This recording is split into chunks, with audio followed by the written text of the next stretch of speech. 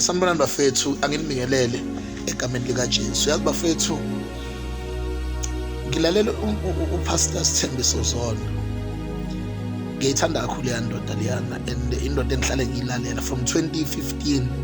Ngisenama clips akhe engangwa-recorda okhosini, engakaphuma okhosini. Nginawo nje maningi kakhulu ngoba ngangimrecorda uma ezo-motivate. And one of the things that I have noticed when that man motivates is that he would sometimes repeat one and the same thing. But because lento kuye isiphiwo, ifika uyizwe ukuthi ileya, kodwa bese yenza umehluko othile for that moment. Yase lento ingivezela into ethi isiphiwo somuntu ngeke usenze lutho. Ayikho into ongayenza ngesiphiwo umuntu uNkulunkulu amnikeze sona.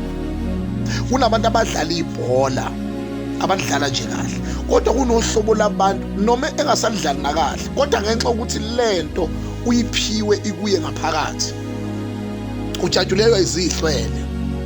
Kunomuntu othi mangabe ngiyakhuluma nasesikoleni sasithi masenze i-reading, uzwe uthi yazi mina ngiyafunda, kodwa kwakunenye intombazane esasifunda nayo kwakuthiwa uFortunate, and we were still young, sasingayi-understand futhi nalento yo-reading and stuff.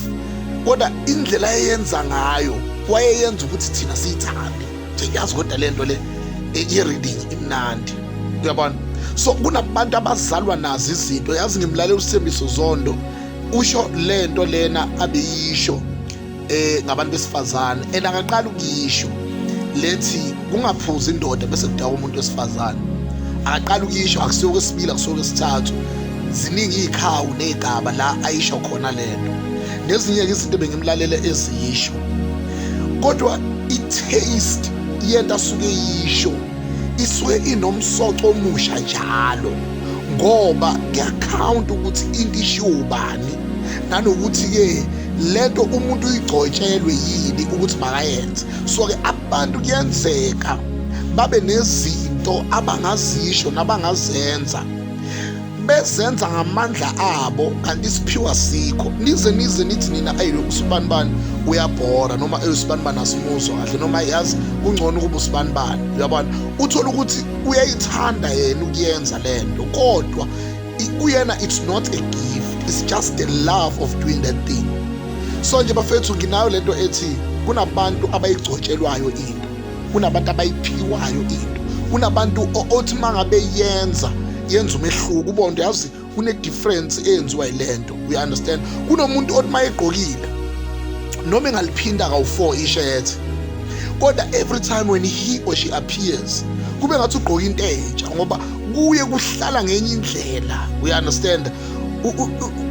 La emhlabeni kunabantu abayiphiwe into, abayigcotshelwe into ekubo ngaphakathi, noma ungamenza lowo muntu loyo. Uyabona, uZondo was in scandals and stuff, but because lento ikuye, you understand, ikuye lento, and he understood ukuthi uNkulunkulu umbizele lento. Mayiqhamuka, you understand. So nje kunabantu ongeke ubaxoshe abantu bajabule, kunabantu ongeke ubakhalise abantu bajabule. Kunomuntu othi mangabe ekhalisiwe ukhale wonke umuntu, othi mangabe exoshiwe ngamali kuditshizwe leyo company leyo, ngoba kuhambe the masterpiece of the industry. So nje bafowethu, when God has given you a talent, it's yours. Akekho futhi umuntu ongaphuca. May God bless you. Vuka sikhuleke on YouTube, Siphe Sihle Mpembe on Facebook. Peace.